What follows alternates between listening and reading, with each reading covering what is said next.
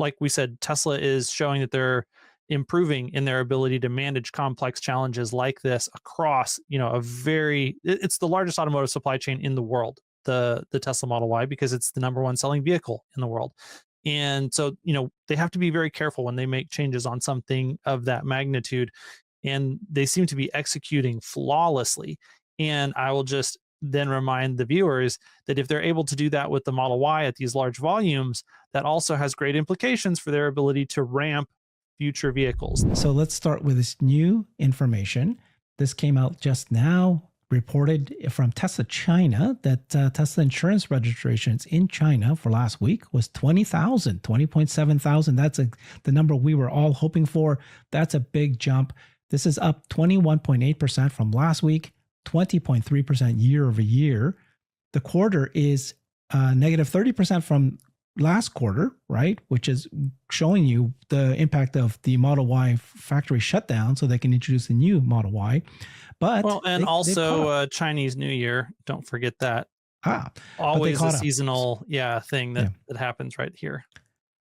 They're now close to 2% year over year. So that's great. Highest week of the quarter and fourth highest week ever. Thank you, Roland, for producing that. So what we're looking at here is the pink. That's 2021 Q1. That's the pink, the first Q1 of the 13 to 14 weeks, 13 weeks of Q1 so far. And by the way, there's still a day left, right? This is the day reported last week as a Friday. So now you've got the pink past the green, which was what it was last year. So that's looking good. And then here we have, you're looking at the blue, that's 2025.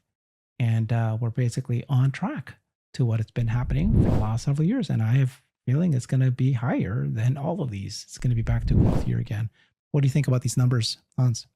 Yeah, I think that it's great to see Giga Shanghai back to basically full production this quickly, to not only, and I think we made this point last time, not only are they able to deliver almost record number of cars that they've ever delivered, they're close to it. We're talking about they shut down and turned off production on the highest selling vehicle in China. And so the fact that they're even able to get close to last year when all they did was a refresh on the Model 3, which is much lower volume, means that this ramp is going much smoother, much faster than the Model 3 Highland refresh in China did last year, which is great news for everyone. That means that the supply, Tesla has learned from that experience. The supply base is able to catch up very quickly. They're able to make this change very smoothly. And it also is a good sign for all of the other factories that are also cutting over to the Model Y at the same time this year, which is not something that Tesla did last year when they did cut over to the Model 3. They actually did phases. They did this Shanghai one first, and then they rolled over to Fremont and Berlin. And so it's awesome to see that going well. This level of things is really great. And we've reduced now our cost of goods sold. So this is incredibly good for our margins moving forward. And to be at full production this quickly, hopefully that means that actually we might be able to squeeze more production out of this facility. If they've been able to reduce the cycle times there, which is, I think, something that's likely, then we could actually be able to produce more of these new Model Ys out of Shanghai than we have in the past. And hopefully, if that's true for Shanghai, it will also be true for the other factories. And so that is another good sign. And just, on that alone, we should be able to see some growth this year from Tesla as far as units. And that's not even getting into some of the other vehicles that might get released this year, or not might, some that will. And, I think even some exciting new vehicles, not just smaller, compact vehicles, but potentially a roadster, I think is on the table for this year, is what it sounds like as well.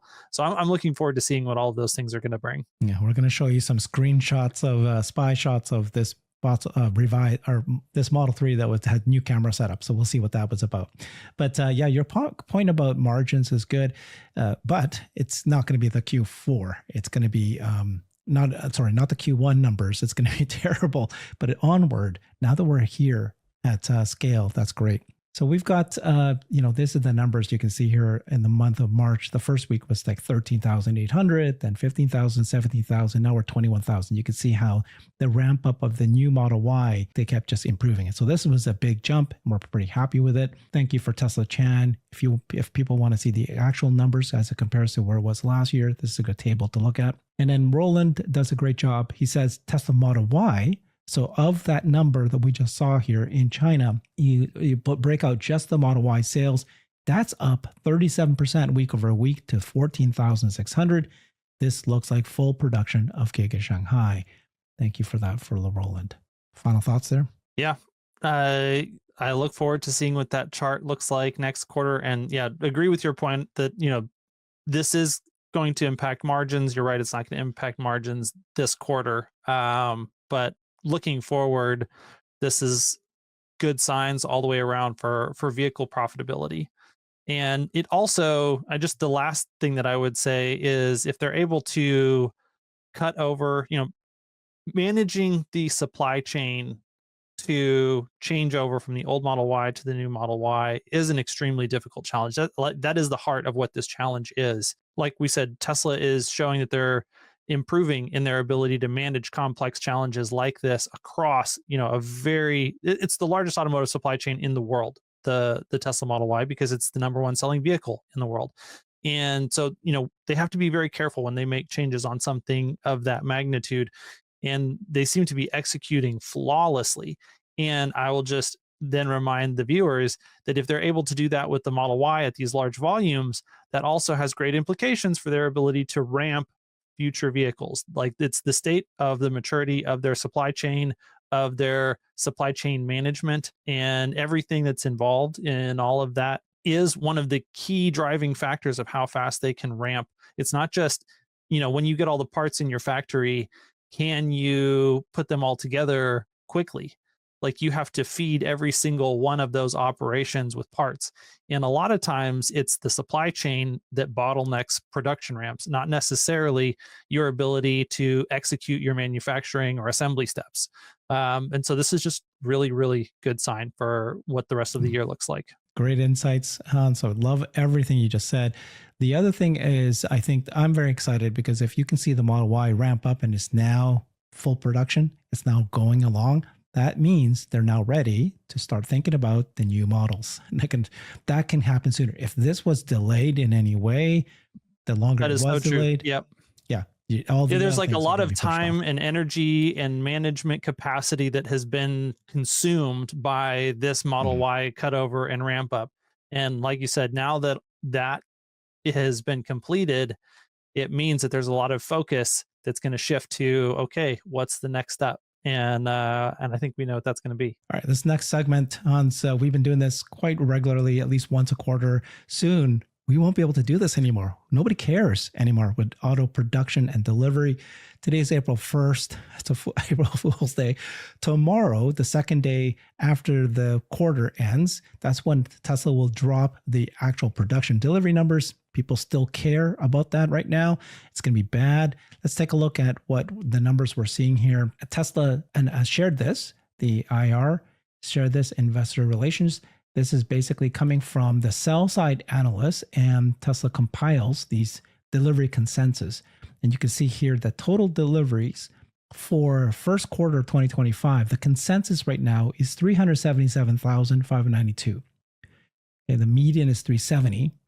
And that's this is 27 of these sell side analysts that they got obtained. You can see the names down here. So 377 is still too high.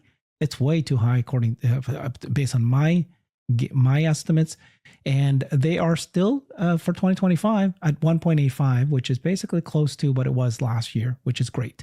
And that's great. I think it's going to be higher than that, but at least it's not lower than that. So that's where they're at with the sell side analysts. Now, if you take a look at the retail analysts, who are pretty well consistently always better and more accurate than the sell side analysts, you can see here while the analyst consensus was 377, here are the top Tesla retail analysts. You can see their numbers here, and you can see that ranges. Most of them are in the 360 or the 350s range, and that looks more like it. I'm I more didn't at know the Grok was a 360. retail analyst. Oh yeah. That's great. Yeah. Is that great? Grok Yeah. predictions could be really good. So I will go with Grok. Mhm. Yeah, I actually think I would land somewhere in the 365 to 370 range as Mm, well. I like that mm. upper bound number. I feel like the analysts have actually been a lot better more recently than they True. like. They have a history of being terrible, but over the last year they have been significantly better than they were before. And I think that the street is going to be on the side of being conservative with the change in deliveries, where I think retail is going to be conservative on the side. Wow, with the Model Y ramp up, that's going to be terrible for deliveries.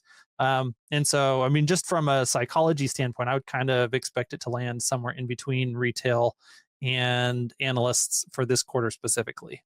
Okay. Yeah. I'm still at the close to 100,000 lower than 444. Although they caught up a little bit at the end there because of several weeks of ramp up. And they were Yep. producing 28,000 per week of the old Model Ys. And so 28,000 per week, if you're down for 2, 3, 4 weeks, that's 75,000 right there. I do think we're going to exit the quarter with record low inventory, though, and I think that inventory sell through might have an impact. Jeff Lutz has been warning that the inventory will not be low; it's going to be high, and that's because they're going to continue now that they're at this high scale, pumping these new Model Ys out at this high scale, and so it's going to look like it's high inventory when in fact they're just making more. Gotcha. So this is great to hear. I want to hear the analysts. I wish that the analyst estimates were even lower. I don't want them to be surprised, but I do think that the message is getting out there. We needed like 400 expectations, so when they miss, the stock really goes on sale. That's what you were looking for. But here's why I'm still saying this, even though I do think that most analysts have started to understand that it's the Model Y crossover, not political. But you've got this article from JP Morgan, right? Just produced today. And they're warning, listen to this, Tesla will report the worst quarterly delivery since 2022. That's correct. And the problem is not America, and they're saying it's Europe. And guess what? They are saying it's likely due to Elon Musk's controversial political involvement. The revision estimates 355 down from 444, with European sales underperforming due to Musk's remarks on geopolitical issues. And the entire article, not once did they even talk about that the factories were shut down because they stopped selling the old Model Y. They need to restart it for the new Model Y. They didn't even talk about that at all as the reasons why the drop. So what do you think? I mean, such a blatant omission of critical information. Like, you cannot possibly understand the topic that they're reporting on without including that. And it makes you wonder, you don't just accidentally miss that. You leave it out on purpose. And if you leave it out on purpose, why are you leaving it out on purpose? But I mean, this is Tesla we're talking about. FUD is the norm, not the exception. All right. Okay. So that's cars. We're gonna go back to that when we talk Giga Berlin.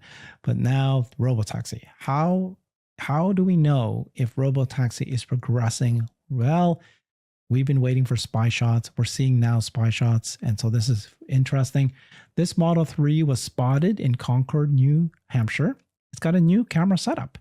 Looks like Tesla's doing some testing in the East Coast now, and it looks very much like a Cybercab. So if you can see this, I'll show you some photos here. This is the Model 3, and this guy torqued to spec overlaid it to a Cybercab. I don't think it's the same size because I'm sure the Model 3 is bigger, but you can see that the camera setup here and here are very similar to where the Cybercab would have it. So this is the Model 3 that was spotted at the supercharger station. You can see over here the camera here, and here, of course, is a camera. There's also one in the front that looks just like what you would see with the Cybercab, and then right in the front here, and then there's also the front camera. What do you think is happening here, Hans? Well, there's obviously a couple of different options. One of them is, like you said, this is just a test mule for Cybercab. They don't want to be driving the Cybercab up in that area of the country, but they would like to be gathering some data. Uh, Both cameras, more than likely, they have also retrofitted this specific vehicle with hardware 5. And this is going to be regardless of whether or not this exact camera layout is specifically for the Cybercab, or the other possibility is that this is the camera layout for a Mm. not exactly Cybercab compact vehicle that Tesla may or may not be releasing in the near future.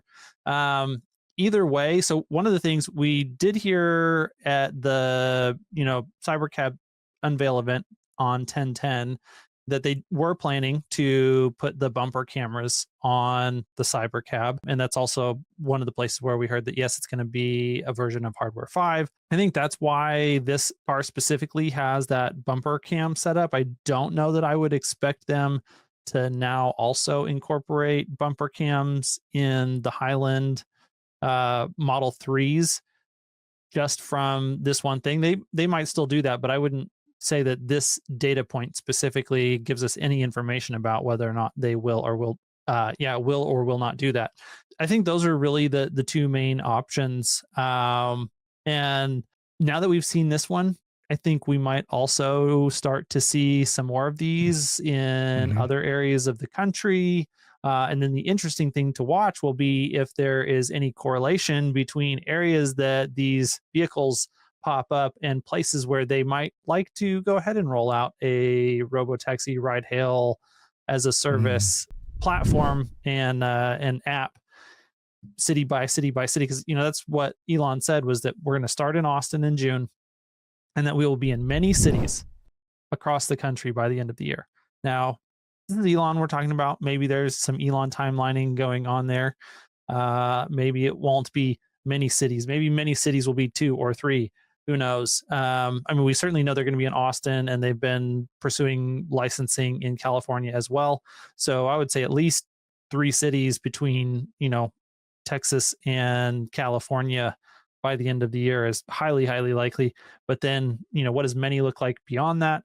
We'll see. But I think that we will have signs of what that could look like if we're paying attention and trying to follow the breadcrumbs.